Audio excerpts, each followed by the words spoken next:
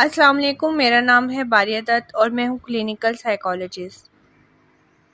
आज की हमारी वीडियो एक और मशहूर स्कूल ऑफ थॉट के ऊपर है जिसका नाम है साइको एनालिसिस।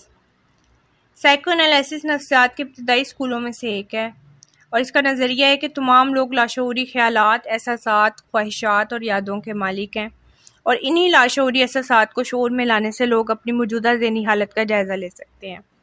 इस अमल के ज़रिए लोग अपनी नफ्सियाती तकलीफ से निजात पाने में कामयाब हो जाते हैं। जब भी साइकोएनालिटिक थ्योरी के बारे में सोचा जाए तो सबसे पहले सिगमंड फ्रॉइड का नाम जहन में आता है। एक ऑस्ट्रियन फिजिशियन होने के बावजूद 1800 के आखिर में फ्रॉइड ने कॉन्शियस थॉट पर जोर देते हुए नफ्सियात का रुख तब्दील किया। 1800 की दिहाई के आखिर में फ्रॉइड ने पेरिस में जेन मार्टिन के साथ काम शुरू किया और जेन मार्टिन चारकोट एक न्यूरोलॉजिस्ट थे और हिप्नोसिस के जरिए हिस्टीरिया में मुब्तला ख्वातीन का इलाज करते थे। चारकोट ने महसूस किया कि अपने मरीजों से इनकी तकलीफदा तजुर्बात के बारे में बात करने से इनके इल्ज़ामात कम हो गए हैं। खैर, इस काम को फ्रॉइड ने आगे जारी रखा और टॉक थेरेपी का तरीका मुतारिफ करवाया। इसके अलावा उन्होंने बहुत सी थेरेपेटिक टेक्निक्स भी बताई जो आज भी इस्तेमाल की जाती हैं, जिसमें फ्री एसोसिएशन, ड्रीम एनालिसिस और ट्रांसफरेंस जैसी टेक्निक्स शामिल हैं। फ्रॉइड का ज़्यादातर काम साइकोथेरेपी में इस्तेमाल किया जाता है। फ्रॉइड के नज़रिया के बारे में समझने के लिए सबसे पहले जानना ज़रूरी है कि वो इंसानी शख्सियत के मुख्तलिफ हिस्सों के बारे में क्या यकीन रखते थे, कि वो कैसे काम करते हैं और कैसे ये एलिमेंट्स आपस में इंटरेक्ट करते हैं। फ्रॉइड ने माइंड को इसके रोल्स और फंक्शंस के हिसाब से 3 लेवल्स में तकसीम किया: कॉन्शियस, सबकॉन्शियस और अनकॉन्शियस। कॉन्शियस माइंड में वो तमाम ख्यालात, यादें, एहसासात और ख्वाहिशात शामिल होती हैं जिनके बारे में हम हर लम्हा वाकिफ़ होते हैं। ये हमारी ज़हनी प्रोसेसिंग का वो पहलू है जिसके बारे में हम सोच सकते हैं और बात कर सकते हैं। इसमें हमारी याददाश्त भी शामिल है जो कि हमेशा कॉन्शियसनेस का हिस्सा नहीं होती, पर आसानी से इसे याद किया जा सकता है। हमारा सब कॉन्शियस एक स्टोरेज पॉइंट की हैसियत रखता है जिसमें किसी भी रिसेंट मेमोरी को दोहराया जा सकता है, जैसे कि आपका टेलीफोन नंबर क्या है या उस शख्स का नाम जिससे आपने हालिया मुलाकात की हो। इसमें हमारे मौजूदा मालूमात भी शामिल है जो हम रोज़ाना इस्तेमाल करते हैं, जैसे कि आपके अभी हालिया कोई ख्यालात। अनकॉन्शियस माइंड यानी हमारा लाशऊर ऐसे ख्यालात, जज्बात और यादों का ज़ख़ीरा है जो हमारे कॉन्शियस अवेयरनेस से बाहर होता है। ये हमारे ऐसे ढके छुपे एहसासात होते हैं जो हमारी शऊरी बेदारी में हमारे सामने मौजूद नहीं होते। अनकॉन्शियस का ज़्यादातर हिस्सा हमारे नाकाबिले कबूल और नाखुशगवार वाक़यात पर मुश्तमिल होता है, जैसे कि पेन, एंजाइटी या कॉन्फ्लिक्ट्स।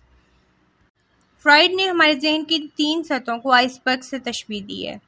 आइसबर्ग का सबसे ऊपर का हिस्सा जो पानी से बाहर नजर आता है वो हमारे कॉन्शियस माइंड की नुमाइंदगी करता है। आइसबर्ग का वो हिस्सा जो पानी के अंदर डूबा हुआ है लेकिन फिर भी नजर आता है वो सब कॉन्शियस माइंड है। और आइसबर्ग का बहुत बड़ा हिस्सा जो पानी की सतह के नीचे है और नजर नहीं आता, अनकॉन्शियस माइंड की निशानदेही करता है। Free association. फ्रॉइड ने मुशाहिदा किया कि ज़्यादातर मरीज हिप्नोसिस के बगैर ज़्यादा खुलकर बात कर सकते हैं। इस चीज़ को देखते हुए फ्रॉइड ने एक टेक्निक फ्री एसोसिएशन मुतारिफ करवाई जिसमें मरीजों को आज़ादाना तौर पर जो भी बात उनके जहन में आती कह देने की इजाज़त थी। बाज़ दफ़ा फ्री एसोसिएशन के दौरान मुख्तलिफ मसाइल का सामना भी करना पड़ता है। फ्रॉइड ने यह नतीजा अख़ज़ किया कि कुछ तकलीफदा तजुर्बात दबे हुए होते हैं, हमारे शऊर से छुपे हुए होते हैं, और फ्रॉइड की इस टेक्निक फ्री एसोसिएशन ने ख्वाबों के मतलब, ज़ुबान की फिसलन जिसे स्लिप ऑफ द टंग भी कहते हैं, भूल जाना और रोज़मर्रा ज़िंदगी की गलतियों का मुताला करने का एक नया टूल फ्राहम किया। अपने बाद के काम में फ्रॉइड ने तजवीज़ पेश की कि इंसानी नफ्सियात को 3 हिस्सों में तकसीम किया जा सकता है: इट, ईगो और सुपर ईगो। इट हमारी शख्सियत का लाशऊरी हिस्सा है। देखा जाए तो ये आपका वो बचकाना और फितरी हिस्सा है जो वही करता है जो वो चाहता है। अगर हम कहें कि ये हिस्सा इतनी शिद्दत से चाहता है कि वो वाकई नताइज के बारे में नहीं सोचता तो गलत नहीं होगा। ये हिस्सा हमेशा प्लेयर प्रिंसिपल्स पर काम करता है जिसकी वजह से ये हमेशा खुशी को बढ़ाने और दुख को कम करने की कोशिश करता है। इट हमारी ख्वाहिशात और ज़रूरियात के लिए फौरी तौर पर तस्कीन हासिल करना चाहता है। अगर इन ज़रूरियात और ख्वाहिशात को पूरा नहीं किया जाता तो शख्स बेचैन, नाराज़ और तनाव का शिकार हो सकता है। इट की मिसाल ऐसी होगी कि आप घर आए और आपको बहुत भूख लगी है आपकी अम्मी ने केक बनाया और आप उसे देखते हैं, ख़ुद को रोक नहीं पाते। हालांकि आप जानते हैं कि बगैर पूछे खाने से आपकी अम्मी नाराज़ हो जाएंगी, लेकिन फिर भी आप केक खा जाते हैं, तो इस पे आप अपनी ईट को ब्लेम कर सकते हैं। ईगो रियलिटी प्रिंसिपल्स पर काम करता है। ये अच्छी तरीके से जानता है कि ईट को हमेशा वो नहीं मिल सकता जो वो चाहता है, क्योंकि मुस्तकबिल में इसकी वजह से बाज़ औक़ात परेशानी का सबब बन सकता है। ईगो को हम ईट का गेट कीपर कह सकते हैं, जो कि कभी कभार ईट को इसकी मर्जी करने देता है, लेकिन इस बात को यकीनी बनाता है कि इसकी वजह से किसी बुरी सूरत हाल का सामना ना करना पड़े। इसकी मिसाल हम ऐसे ले सकते हैं कि आप घर आते हैं, आपको बहुत भूख लगी है और आपकी अम्मी ने केक बनाया है, लेकिन आप जानते हैं कि अगर आप पूछे बगैर खाएंगे तो वो नाराज़ हो जाएंगी, इसलिए आप अपनी अम्मी से पूछ लेते हैं। सुपर ईगो हमारी अखलाकियात और फैसलों पर मबनी होती है कि क्या सही है और क्या गलत। अगरचे किसी चीज़ के बारे में ईगो और सुपर ईगो एक ही फैसले पर पहुंच सकते हैं, जिसमें सुपर ईगो का फैसला इसके अखलाकी इक़्तिदार पर मबनी होगा और ईगो का फैसला इस बात पर मबनी होगा कि दूसरे क्या सोचेंगे या ये काम करने से इसका क्या नतीजे निकल सकते हैं। इसकी मिसाल हम ऐसे ले सकते हैं कि सुपर ईगो के होते हुए आप केक नहीं खाएंगे। आपको अभी केक मज़ेदार लग रहा होगा और भूख भी लगी होगी, लेकिन आपकी सुपर ईगो आपको बताएगी कि केक अम्मी ने बड़ी मेहनत से तैयार किया है और मैं इसे अकेले नहीं खा सकती। सुपर ईगो आपको अखलाकियात और मुनासिब तरीके से बर्ताव करने का कहेगा। फ्राइड के मुताबिक एक मुतवाज़न शख्सियत तभी बनती है जब कोई शख्स अपनी सुपर ईगो और ईट के मुतज़ाद मुतालबात के दरमियान तवाज़न बरकरार रखने के लिए अपनी ईगो को एडजस्ट करे। किसी शख्सियत में मसला तभी शुरू होता है जब ये दोनों ड्राइव्स अनबैलेंस्ड हो जाती है। साइको एनालिसिस के ज़रिए ऐसे ही लाशूर में पैदा होने वाले मसाइल को ढूंढकर हल करने की कोशिश की जाती है। Defence mechanism. फ्राइड का यकीन था कि एंजाइटी का एहसास तब पैदा होता है जब ईगो, इड और सुपर ईगो के दरमियान पैदा होने वाले कॉन्फ्लिक्ट को हल नहीं कर पाती। फ्राइड ने जोर दिया कि जब ऐसा होता है तो ईगो बहुत से दफ़ाई निज़ाम को इस्तेमाल करते हुए तवाज़न बरकरार रखने की कोशिश करती है, जिसको डिफेंस मैकेनिज़्म कहते हैं। जब कुछ वाक़यात, एहसासात वगैरह एक फ़र्द की परेशानी का बायस बनते हैं तो फ़र्द अपनी एंजाइटी को कम करने की कोशिश करता है। ऐसा करने के लिए फ़र्द का अनकॉन्शियस माइंड इसके ईगो के डिफेंस मैकेनिज़्म का इस्तेमाल करता है, जिसका मकसद बेचैनी को कम करना है। ईगो जो आमतौर पर कॉन्शियस स्टेट में होती है, इस एंजाइटी से बचने के लिए अनकॉन्शियस स्ट्रिंग्स का सहारा लेती है। जब हम ये डिफेंस मैकेनिज़्म इस्तेमाल करते हैं, दरअसल हम लोग ख़ुद भी नहीं जानते कि हम ये इस्तेमाल कर रहे हैं। वैसे तो डिफेंस मैकेनिज़्म बहुत सारे हैं, लेकिन उनमें से हम लोग चंद एक यहाँ पे डिस्कस करते हैं। सबसे पहले डिनाइल। डिनाइल यानी इनकार मुमकिन तौर पर सबसे ज़्यादा इस्तेमाल होने वाला डिफेंस मैकेनिज़्म है। आम तौर पर हम इसे तब इस्तेमाल करते हैं जब लोग हकीकत का सामना नहीं कर सकते या किसी वाज़ेह सच्चाई को कबूल करने से कासिर होते हैं। फिर डिस्प्लेसमेंट आ जाता है। डिस्प्लेसमेंट में आप अपने मनफी जज्बात को असल शख्स या चीज़ की तरफ से किसी ऐसी शख्स या चीज़ की तरफ ले जाते हैं जो कम ख़तरनाक हो। इसकी हम एग्जांपल ऐसे ले सकते हैं कि ऑफिस में आपके बॉस के साथ आपकी लड़ाई हुई है, लेकिन आप बॉस को वहाँ कुछ कह नहीं सकते। इसके बजाय आप घर आके घर में से किसी पे वो गुस्सा उतार दें। उसके बाद प्रोजेक्शन आ जाती है। प्रोजेक्शन में एक फ़र्द दूसरे इंसान की तरफ नापसंदीदा ख्यालात और एहसासात को मंसूब करता है। इसकी एग्जांपल हम ऐसे ले लेते हैं कि आप किसी से नफ़रत करते हैं, लेकिन आप जानते हैं कि वो नफ़रत ठीक नहीं है, और इस चीज़ को सिर्फ अपने आप को सेटिस्फाई करने के लिए आप ये बात खुद से ही अज्यूम कर लेते हैं कि वो शख्स एक्चुअली आपसे नफ़रत करता है। Next, rationalisation. रैशनलाइजेशन में लोग अपने अनएक्सेप्टेबल बिहेवियर को अपनी लॉजिक देकर बयान करने की कोशिश करते हैं। ऐसा करने से लोग कंफर्टेबल महसूस करते हैं कि उन्होंने जो किया है वो सही किया है और वो जो सोच रहे हैं वो बिल्कुल ठीक सोच रहे हैं। देन रिएक्शन फॉर्मेशन आ जाती है।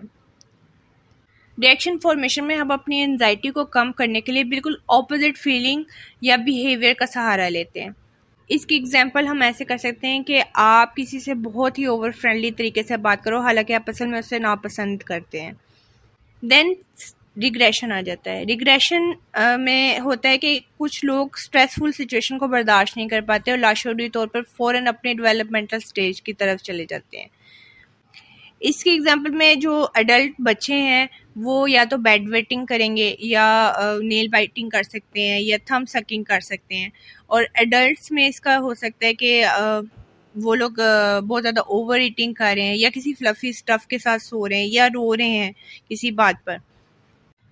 डिप्रेशन में आप बुरे ख्यालात या तकलीफदा यादों या ऐसे इरेशनल बिलीफ्स जो आपको परेशान कर सकते हैं, आप उनका सामना करने के बजाय भूल जाने की उम्मीद में लाशऊरी तौर पर से छुपा लेते हैं। इसका मतलब ये नहीं है कि वो यादें पूरी तरह से ख़त्म हो जाती हैं, इसके बजाय वो आपके बिहेवियर पर असरअंदाज हो जाएंगी और आपके फ्यूचर रिलेशनशिप को मुतासर कर सकती हैं और आपको इस डिफेंस मैकेनिज्म से पड़ने वाले असर का अंदाज़ा भी नहीं हो सकेगा। इसकी एग्जांपल हम ऐसे ले सकते हैं कि बचपन में आपके साथ कोई हरासमेंट का वाक़या हुआ हो और आप उसकी शर्मिंदगी से बचने के लिए उसको भूल बैठे हैं, लेकिन फ्यूचर में आपको कहीं ना कहीं वो चीज़ आपके बिहेवियर या आपके रिलेशनशिप पे इफेक्ट करेगी। Next, sublimation. सब्लिमेशन वैसे तो डिस्प्लेसमेंट की तरह है, पर इसमें आप अपने नाकाबिले कबूल जज्बात को किसी ऐसे बिहेवियर में तब्दील करते हैं जो आपको बुरी सरगर्मियों के बजाय किसी पॉजिटिव और माशरती तौर पर काबिल कबूल सरगर्मी की तरफ ले जाए। मिसाल के तौर पर अगर आपको बहुत ज़्यादा गुस्सा आता है तो आप उस गुस्से को कंट्रोल करने के लिए बॉक्सिंग सीखें। अब हम स्टेजेस ऑफ साइकोसेक्सुअल डेवलपमेंट की तरफ आ जाते हैं। फ्राइड का ख्याल था कि बच्चे के इब्तदाई सालों में ही इसकी पर्सनैलिटी की नशोनुमा शुरू हो जाती है और हमारे बचपन के तजुर्बात हमारी पर्सनैलिटीज़ के साथ साथ बड़ों की तरह हमारे बिहेवियर को भी तश्कील देते हैं। उन्होंने जोर देकर कहा कि हम बचपन में कई मराहिल से गुजरते हैं और असूली तौर पर हमें सारे मरहलों में से गुजरना भी चाहिए, और अगर हमारे पास मुनासिब परवरिश का माहौल या पेरेंटिंग मौजूद नहीं है तो हम इस मरहले में फंस कर रह जाते हैं यहाँ तक कि हम बड़े हो जाएं। साइकोसेक्सुअल डेवलपमेंट के हर मरहले में बच्चे की खुशनुदी की ख्वाहिशात इसकी इट से आती हैं और जिस्म के मुख्तलिफ हिस्सों पर फोकस्ड रहती हैं, जिसे हम एरोजिनस जोन कहते हैं। इन स्टेजेस में ओरल, एनल, फैलिक, लेटेंसी और जेनिटल शामिल है। Oral stage. फ्राइड के मुताबिक डेवलपमेंट के इस पहले मरहले में बच्चे का लिबिडो इसके मुंह में वाक़या होता है, यानी मुंह प्लेयर हासिल करने का बुनियादी जरिया है, जैसे कि सकिंग या बाद में बाइटिंग। अगर ये मरहला इत्मीनान बख्श तौर पर पूरा ना किया गया हो तो मनफी ओरल हैबिट्स जैसे सिगरेट नोशी, शराब या नाखून काटना जैसे बिहेवियर्स पैदा होने का इम्कान है। Anal stage. इस स्टेज पर फ्राइड का ख्याल था कि लिबिडो की बुनियादी तवज्जो ब्लैडर और बॉल मूवमेंट यानी आंतों की नकलो हरकत को कंट्रोल करने पर है। इस मरहले में सबसे बड़ा मसला बच्चे की टॉयलेट की तरबियत है, जिसमें बच्चे को अपने जिस्मानी ज़रूरियात को काबू करना सीखना पड़ता है। ये कंट्रोल बच्चे को कामयाबी और आज़ादी का एहसास दिलाता है। एनल स्टेज के बाद आ जाती है फैलिक स्टेज। इस मरहले में लिबिडो की बुनियादी तवज्जो जेनिटल्स पर चल जाती है और इस उम्र में बच्चे मेल और फीमेल में फ़र्क जाने लगते हैं। लड़कों में अपनी माओं के लिए एक लाशऊरी सेक्सुअल डिज़ायर पैदा होती है जिसे ऑडिपस कॉम्प्लेक्स कहा जाता है, और उन्हें इस बात का खौफ होता है कि इसकी वजह से उनका बाप उन्हें सजा देगा। फ्राइड ने इस खौफ को कैस्ट्रेशन एंजाइटी का नाम दिया है। इलेक्ट्रा कॉम्प्लेक्स की टर्म तब इस्तेमाल होती है जब यही जज्बात यंग गर्ल्स में पैदा होते हैं अपने फादर को लेकर।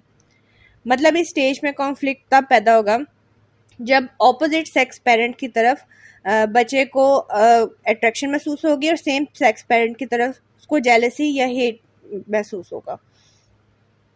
फिर आ जाती है लेटेंसी स्टेज। इस स्टेज के दौरान लिबिडो डू नॉट डिस्टर्ब के मोड पे चला जाता है। फ्राइड का ख्याल था कि लेटेंसी स्टेज के दौरान ज़्यादा सेक्सुअल इम्पल्सेस दब जाती हैं और एनर्जी को सब्लिमेशन करके स्कूल, काम और मुख्तलिफ मशागिल और दोस्ती की तरफ माइल किया जाता है। बच्चे की एनर्जी को नए स्किल्स और नॉलेज की तरफ राग़िब किया जाता है। एंड पे हमारे पास जेनिटल स्टेज आ जाती है। इस मरहले में प्यूबर्टी की वजह से लिबिडो एक दफ़ा फिर से एक्टिव हो जाता है। साइकोसेक्सुअल डेवलपमेंट के इस आखिरी मरहले के दौरान फ़र्द मुखालिफ जिन्स में मजबूत जिनसी दिलचस्पी पैदा करता है। यह मरहला प्यूबर्टी से शुरू होता है और फ़र्द की बाकी पूरी ज़िंदगी में इसका इख्तिताम होता है। पहले मरहले में सारी तवज्जो बुनियादी ज़रूरियात पर मरकूज़ होती हैं, लेकिन इस मरहले में दूसरों की फलाह बरबूद में दिलचस्पी बढ़ती है। इस मरहले का मकसद ज़िंदगी के मुख्तलिफ शोबों के दरमियान तवाज़ुन कायम करना है। अगरचे फ्राइड के बेशतर ख्यालात को मॉडर्न रिसर्च में सपोर्ट नहीं मिल पाई, पर फ्राइड ने नफ्सियात के लिए जो किरदार अदा किया इससे इनकार नहीं किया जा सकता। ये फ्राइड ही थे जिन्होंने बताया कि हमारी ज़हनी ज़िंदगी का एक बड़ा हिस्सा इब्तदाई बचपन के तजुर्बात से मुतासिर होता है और हमारी कॉन्शियस अवेयरनेस से बाहर होता है। फ्राइड की थ्योरीज ने दूसरों के लिए रास्ता हमवार करने में अहम किरदार अदा किया है। आज की वीडियो का टॉपिक ख़त्म होता है। इंशाल्लाह नई वीडियो में आपसे मुलाकात होगी। तब तक अपना ख्याल रखें, खुश रहें। अल्लाह हाफिज़।